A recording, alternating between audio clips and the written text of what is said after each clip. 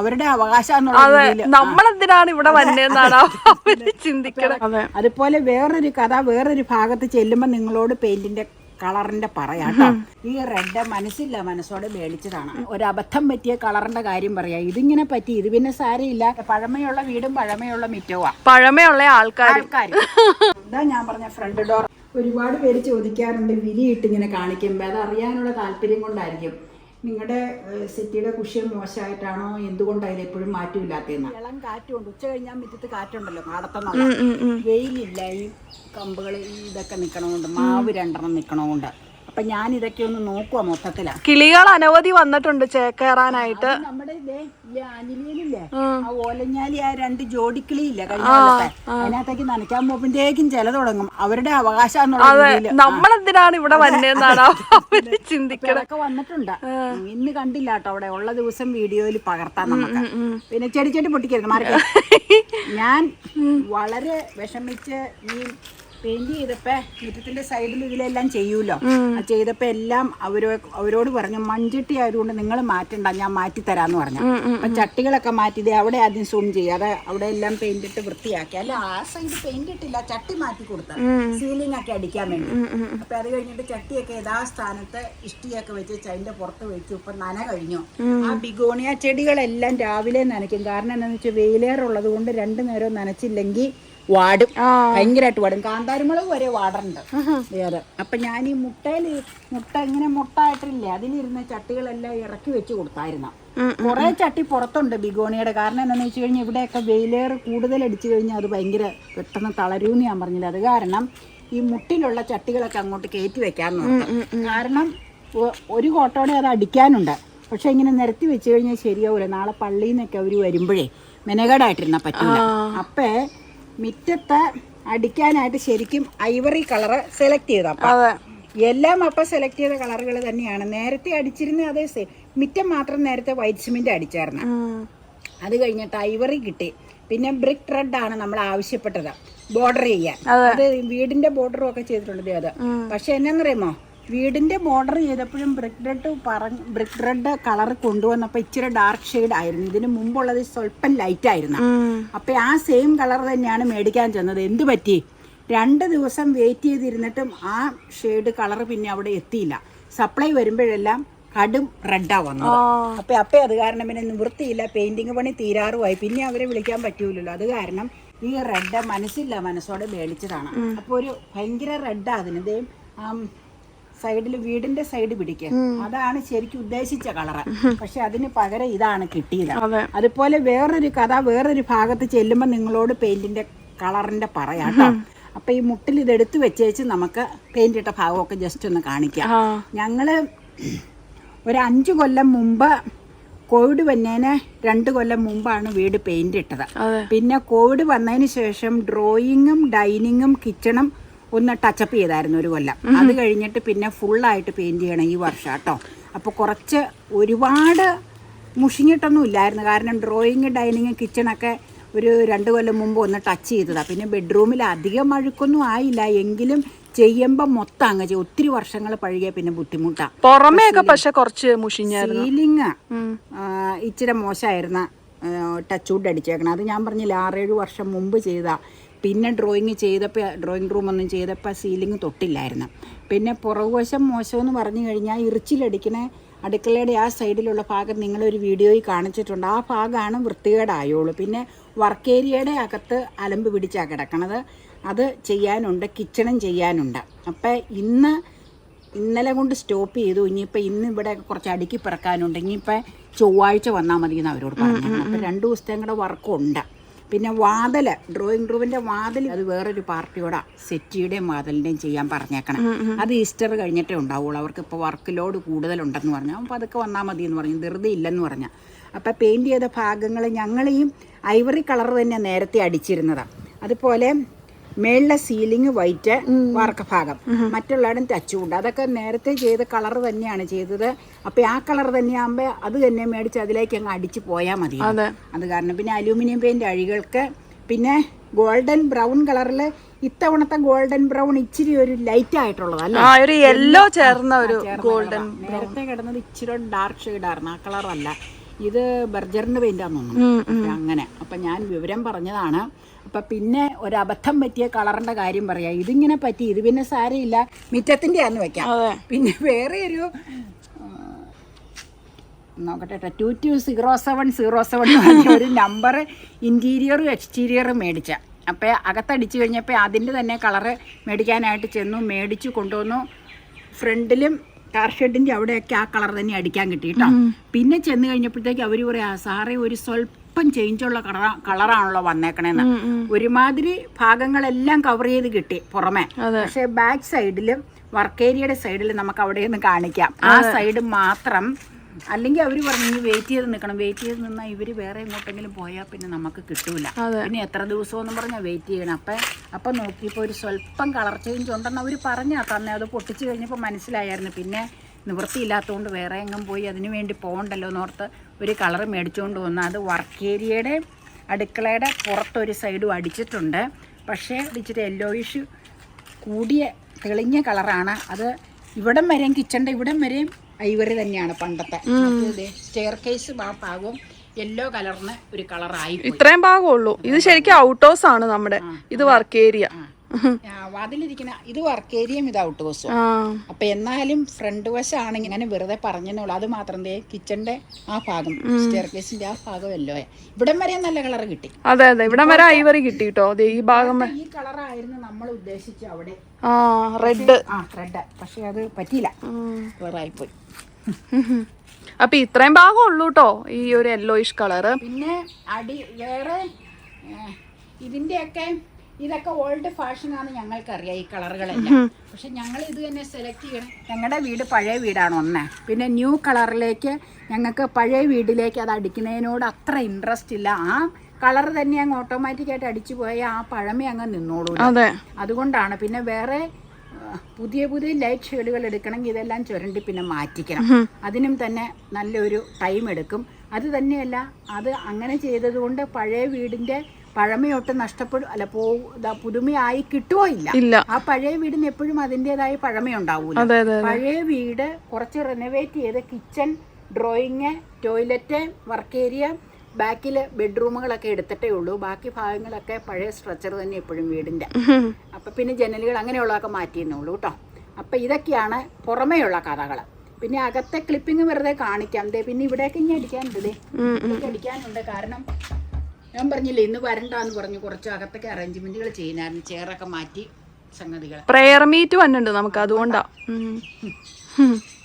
അപ്പൊ ഇത്രയും കുറച്ച് മുഷിച്ചിലൊക്കെ കൂടിയത് കൊണ്ടും ഇനി ഒരുപാട് പഴകണ്ട എന്ന് കരുതിയത് കൊണ്ടുമാണ് ഇപ്പൊ പെയിന്റ് ചെയ്തത് കേട്ടോ. അല്ലെങ്കിൽ ഇനിയും പഴകി കഴിഞ്ഞാൽ കൂടുതൽ പെയിന്റ് ചെയ്യുന്ന സമയത്ത് ഇനി ഇരട്ടിപ്പണിയാവും. അപ്പൊ അതാണ് കാര്യം. മുകളില് റെഡ്. അതും കൂടെ അടിച്ചാലാണ് നല്ല സ്റ്റൈൽ ആവുള്ളൂ.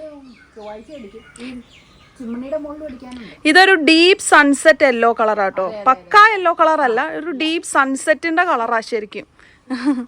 എല്ലാം പ്ലാസ്റ്റിക് മത്സ്യനാണ്. പ്ലാസ്റ്റിക് മത്സ്യനാണ് നമ്മൾ അടിക്കാറ് വർഷങ്ങളായിട്ട്. പിന്നെ ഇവിടെ ബോർഡറിന് അടിച്ചു. ഇനി ചിമ്മിണിയുടെ മുകളിൽ അടിക്കാനുണ്ട്, വർക്ക് ഏരിയയുടെ മുകളിൽ അടിക്കാനുണ്ട്. അതിനൊക്കെ ഈ കളർ തന്നെ ഇരിപ്പുണ്ട്. അപ്പോൾ പറഞ്ഞു ആ കളർ ഇരിക്കുന്ന അവിടെ ഇരിക്കട്ടെ, വീടിന്റെ പ്രമിസസ് അത് തന്നെ അടിക്കുക, ഇവിടെ ഇത് അടിക്കുക. ഇവിടെ ഇപ്പൊ എത്രയായാലും മിറ്റല്ലേ. ഞാൻ പറഞ്ഞില്ലേ പഴമയുള്ള വീടും പഴമയുള്ള മിറ്റവാ. പഴമയുള്ള ആൾക്കാർ. ഞങ്ങള് പഴമ, പിള്ളേരൊന്നും പഴമയല്ല കേട്ടോ, ഞങ്ങള് പഴമ. അപ്പൊ അതൊക്കെയാണ് പെയിന്റടി. പെയിന്റടി എന്ന് പറഞ്ഞു കഴിഞ്ഞാൽ, പെയിന്റടിയെ പറ്റി പറഞ്ഞു കഴിഞ്ഞാൽ എല്ലാ വ്യക്തികൾക്കും അറിയാം. ഒരു മുറിയിലെ സാധനം വേറൊരു മുറിയിലേക്ക് മാറ്റിയിടുന്നു, ആ മുറിയിലെ സാധനം വേറൊരു മുറിയിലേക്ക് കൊണ്ടുപോകുന്നു. പിന്നെ എന്നാന്ന് വെച്ച് കഴിഞ്ഞാൽ വൈകുന്നേരം ആകുമ്പോൾ അതൊക്കെ കുറച്ചിങ്ങനെ ഒതുക്കി പറക്കി വെച്ച് പരിപാടികൾ തുടങ്ങും. പക്ഷേ പിറ്റേ ദിവസം വന്ന് ആ മുറിയിലേക്ക് കയറി മച്ചടിക്കാനുണ്ടെങ്കിൽ മച്ചടിക്കുക, ഭിത്തികൾ അടിക്കാനുണ്ടെങ്കിൽ ഭിത്തികൾ അടിക്കുക. ഇതെല്ലാം കഴിഞ്ഞതിന് ശേഷമാണ്, എല്ലാ മുറിയുടെ അത് കഴിഞ്ഞതിന് ശേഷമാണ് ജനലിലേക്ക് കയറി പിടിക്കുക. ആദ്യം ജനലിന്റെ പാളികൾ. ഇത് പിന്നെ കിച്ചണിൽ രണ്ടാമത് വെച്ച ജനലാട്ടോ റിനോവേറ്റ് ചെയ്തപ്പോ. മറ്റേ പഴയ എല്ലാ മുറികളുടെയും ഞങ്ങളുടെ ജനലുകള് മരപ്പാളികളാണ്, ഫ്രണ്ടിലെയും ബാക്കിലെയും എല്ലാം. അപ്പൊ ഈ ഇങ്ങനെ ഗ്ലാസ് ആണെങ്കിൽ ഫ്രെയിമിന് മാത്രം അടിച്ചു കൊടുത്താൽ മതി. അപ്പൊ മരപ്പാളികളാകുമ്പോൾ ഇത്രയും കവർ ചെയ്ത് വരുമ്പോൾ ഒരുപാട് ഡിലേ എടുക്കും. മുഴുവൻ നമ്മുടെ മരപ്പാളികളല്ലേ. 2 കോട്ടൊക്കെ അടിക്കേണ്ടി വരുമല്ലോ. 2 കോട്ട അടിച്ചു. പിന്നെ അത് കഴിയുമ്പോഴാണ് അഴികളിൽ കയറിപ്പിടി. 11 ദിവസമായി എഴുതിയിട്ടുണ്ട്. അപ്പൊ അങ്ങനെയാണ് പരിപാടികൾ. പിന്നെ ഞാൻ പറഞ്ഞില്ലേ ഇനിയിപ്പോ ഇത് കഴിഞ്ഞാൽ ഈസ്റ്റർ കഴിഞ്ഞിട്ടായിരിക്കും ഫർണിച്ചറും ഫ്രണ്ട് ഡോർ കഴിഞ്ഞാൽ പിന്നെ വലിയ കുഴപ്പമില്ല. കുറെ നാളത്തേക്ക് മുഷിയാതെയൊക്കെ ഇരിക്കും. അതെ അതെ അതെ അതെ അതെ. അതാണ് പെയിന്റിങ്ങിന്റെ ബക്കറ്റ് പുറത്തിലുണ്ട് എനിക്ക് വെച്ചിരുന്നത്. അപ്പൊ ചെടിച്ചട്ടി പെയിന്റ് ചെയ്യിക്കാത്ത എന്നാന്ന് വെച്ചാൽ ആരാണ്ടൊക്കെ പറഞ്ഞാലും ചെടിച്ചട്ടി പെയിന്റ് ചെയ്യിക്കാം. ഇതൊക്കെ ഒരു 10-15 കൊല്ലായ ചെടിച്ചട്ടികൾ, ചിലതൊക്കെ മണ്ണിന്റെ പൊട്ടിപ്പോയിട്ടുണ്ട്. ദേ ഈ ചട്ടിയില്ലേ, ഈ അരികിൽ അല്ല ഇതല്ല, ഈ അരികിൽ ഡിസൈൻ, ഇത് ഞാനിവിടെ വരുമ്പോ അപ്പയ്ക്കുള്ള ചട്ടികളാണ്. ഇങ്ങനത്തെ കുറെ ചെടികളുണ്ടായിരുന്നു അപ്പയ്ക്ക് ചെടികളുണ്ടായിരുന്നു അന്നുണ്ടായിരുന്നു. പക്ഷെ ഞാൻ വന്നതിന് ശേഷം ഇല്ലേ, ഞാനിത് നോക്കിയതിന് ശേഷം അതിലേക്ക് തിരിഞ്ഞു നോക്കും.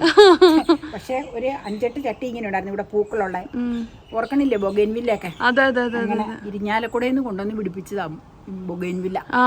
ചാച്ചൻ്റെ സറാമൻ്റെ വീട്ടിൽ നിന്ന് അങ്ങനെ ചെടികളുണ്ടായിരുന്നു. അപ്പൊ ഞാൻ വന്ന് പിന്നെ ഇതൊക്കെ നനച്ചൊക്കെ തുടങ്ങിയ പിന്നെ അപ്പൊ ആ ഭാഗത്തേക്ക് നോക്കൂല. അപ്പൊ ഇതാണ്. ഇനിയിപ്പോ അകത്ത് വേണമെങ്കിൽ ഒരു ക്ലിപ്പിംഗ് കാണിക്കാം. കിച്ചണും വർക്ക് ഏരിയയും ചെയ്തിട്ടില്ല കേട്ടോ. ബാക്കി ഭാഗത്ത് വെറുതെ ഒന്ന് കാണാം. കേറിക്കോളൂ. എന്റെ കയ്യിൽ അഴുക്ക് ചെരുപ്പാ, നന കഴിഞ്ഞില്ല. ചെരുപ്പാ കേട്ടോ. ആ ചട്ടിയെടുത്ത് വെച്ചില്ല മുട്ടിൽ. ഇതാ ഞാൻ പറഞ്ഞ ഫ്രണ്ട് ഡോറും സെറ്റുകളും ടീപ്പോയി ഒന്നും ഇവരല്ലാട്ടോ ചെയ്യണേ. ഇത് ഈസ്റ്റർ കഴിഞ്ഞിട്ടേ ഉണ്ടാവുള്ളൂ. നമ്മുടെ മണിച്ചിത്രത്താഴിന്റെ പൂട്ടാണ്. അത് നിനക്ക് വേണമെന്നും പറഞ്ഞു റെനോവേറ്റ് ചെയ്യിപ്പിച്ചല്ലേ നീ? അതെ, ഇത് അടിച്ചു കഴിയുമ്പോ അടിപൊളിയാവും കേട്ടോ. ഇതാ ബിനു ചേട്ടനാ കുഞ്ഞുഞ്ഞു പണ്ട് കൊണ്ടുവന്നില്ല. അവര് പറഞ്ഞു ഈസ്റ്റർ കേട്ട് സാറേ ഇപ്പൊ കുറെ വർക്ക് ഉണ്ടെന്ന്. അപ്പൊ അല്ലെങ്കിൽ ഇതിന്റെ കൂടെ അവരോടും കൂടെ വന്നു കഴിഞ്ഞാൽ ആകെ പ്രശ്നം. അതെ അതെ അതെ, അവര് അഴിച്ചു വെച്ചാൽ ഇത് ചെയ്യണം. ഓ അത് ശരി. വൈകുന്നേരം ആകുമ്പോ ഫിറ്റ് ചെയ്ത് വെച്ചു. ഇപ്പൊ 2-3 പേര് ഒന്നിച്ച് ഒരു വരച്ച് ചെളിയുണ്ടല്ലോ ഒക്കെ മാറ്റി വെച്ചു. അതുപോലെ തന്നെ അവരെയൊക്കെ സെറ്റിങ് ചെയ്യിക്കണം. മോളൊന്ന് വിളിച്ചോ വേണമെങ്കിൽ ലൈറ്റ് ഇടട്ടെ.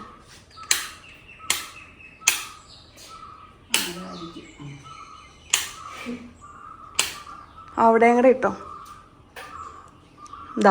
ഇതാണ് നമ്മുടെ ഡ്രോയിങ് റൂം.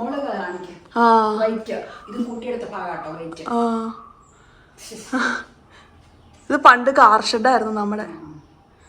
അപ്പോൾ ഇത് ഇവിടെയൊക്കെ വൈറ്റൊക്കെ അടിച്ചു. അകത്തും ഒക്കെ ഐവറിയാണ് നമ്മൾ അടിച്ചിരിക്കുന്നത്. അതെ അതെ അതെ അതെ. ഇതാണ് നമ്മുടെ മച്ചിരിക്കുന്ന ഭാഗം. കണ്ടോ എന്ത് ഭംഗിയാ നോക്കിയാ ടച്ചുഡ് അടിച്ചു കഴിഞ്ഞപ്പോ. കണ്ടോ?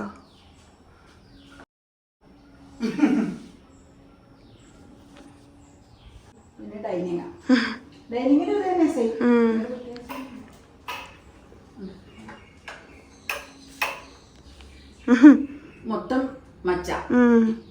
ഇത് വേറെ ഒന്നും ചെയ്തിട്ടില്ല. ഞാൻ വരുമ്പോ ഇങ്ങനെ തന്നെ ഏറും. അതെ അതെ അതെ അതെ. ഞാൻ വരുമ്പോ മറ്റേ ഡ്രോയിങ് റൂം മാത്രം ഇത്രേ ഉള്ളൂ. പിന്നെ ഒരു 10 കൊല്ലം മുമ്പ് എക്സ്റ്റെൻഡ് ചെയ്തെടുത്ത അങ്ങോട്ട്. അപ്പൊ കിച്ചൺ വലുതായിരുന്ന വലിയ കിച്ചൺ 2 ആക്കുകയും ചെയ്തു. ഡ്രോയിങ് റൂമിന് നമ്മൾ പിന്നെ അല്ല ഡൈനിങ് റൂമിൽ പിന്നെ നമ്മൾ ചെയ്തിരിക്കുന്നത് ഇവിടെയൊക്കെ അല്ലേ, ഇത് മീൽ സേഫ്, നമ്മുടെ പഴമയുള്ള മീൽ സേഫ് അല്ല, ഭിത്തിയിലെ അലമാര. മീൽ സേഫ് കിച്ചണിൽ. ഇതുണ്ട്. ഇതൊക്കെ ചെയ്തു. ഇതൊക്കെ നല്ല ഭംഗിയായിട്ടോ. അപ്പൊ ചെയ്തു കഴിഞ്ഞപ്പോ ഡോറ് ചെയ്തു. ഇതൊക്കെ നല്ല ഭംഗിയായി അടിച്ചു കഴിഞ്ഞപ്പോ. കണ്ടോ, വെരി ബ്യൂട്ടിഫുൾ.